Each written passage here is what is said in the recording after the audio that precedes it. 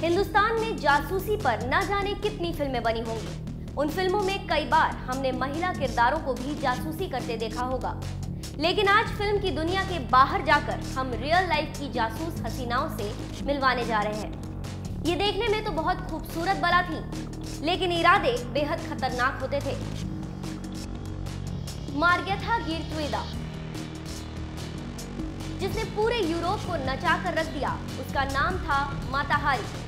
मार्गेथा गिरट्रूइदा, जिसका दूसरा नाम था माता हारी, जो पेशे से एक डांसर थी, लेकिन डांस करते करते वो जासूस बन गई। पोलैंड में जन्मी मार्गेथा गिरट्रूइदा की शादी एक कैप्टन से हुई थी, लेकिन शादी के बाद दोनों में रिश्ते अच्छे नहीं रहे। इसी वजह से माता हारी ने अपने नवजात को भी खो दिया।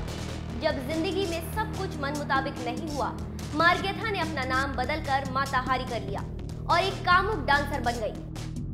पहले वर्ल्ड वॉर के दौरान माता हारी को जर्मनी ने पैसे लेकर जानकारियां देने का प्रस्ताव दिया।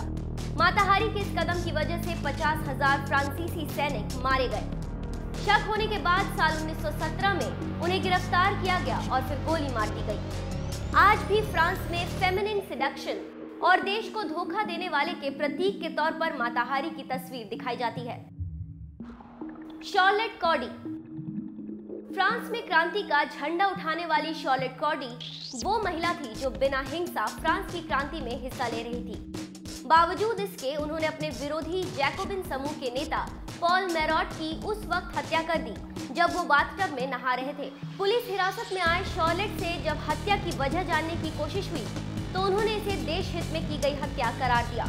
उनका दावा था कि अगर पॉल मेरॉट मारा ना गया होता तो हजारों लोग मारे जाते।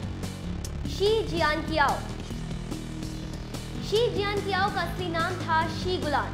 1925 में चीन के नेता सुन चुआंगफांग ने शी गुलान के पिता की हत्या कर दी, जिसके बाद अपने पिता की मौत का बदला लेने के लिए वो जासूस बन गई। पिता की हत्या के 10 साल बाद जियानकियाओ ने आखिरकार ये बदला पूरा किया और मंदिर में पूजा के लिए जा रहे चुआंगफांग के सिर में गोली मार दी। हत्या के बाद उन्होंने खुद का गुनाह कबूल भी किया, लेकिन कुछ सालों बाद ही उन्हें बरी कर दिया गया। ब्रिगिट मोहनहॉफ्ट, ये नाम जर्मनी की सबसे खूंखार महिला का है। ब्रिगिट मोहनहॉफ्ट रेड आर्मी की मेंबर थी। पश्चिम जर्मनी में पूंजीवाद खत्म करने के लिए एक के बाद एक कई कत्लेआम किए गए। वाम चरमपंथियों ने कई बम धमाकों, हाईजैक और हत्याओं को अंजाम दिया और 30 लोगों को मौत के घाट उतार दिया। ब्रिगिट मोहनहॉफ्ट भी इन कत्लेआम में शामिल थी। उन्हें 9 हत्याओं का गुनहगार माना गया। कोर्ट ने इस मामले में उन्हें 15 साल की सजा सुनाई। वो आज भी जिंदा है। एजेंट पेनेलोप, ये खूंखार महिला जासूस इजरायली इंटेलिजेंस एजेंसी मोसाद के लिए काम करती थी। साल 1972 में म्यूनिक ओलंपिक के दौरान 11 इजरायली खिलाड़ी मौत के घाट उतार दिए गए। बदला लेने की खातिर तत्कालीन प्रधानमंत्री गोल्डन मेरी की इजरायली सरकार ने ऑपरेशन व्रैथ शुरू किया, जिसका मकसद था अली हुसैन सलामी की हत्या। इस ऑपरेशन में एजेंट पेनेलोप भी शामिल थी। हुसैन को मारने के लिए पेनेलोप 6 हफ्ते तक उस अपार्टमेंट में रुकी रही जहां वो रहता था। जिस बम धमाके में हुसैन की हत्या हुई, उसी में पेनेलोप भी मारी गई।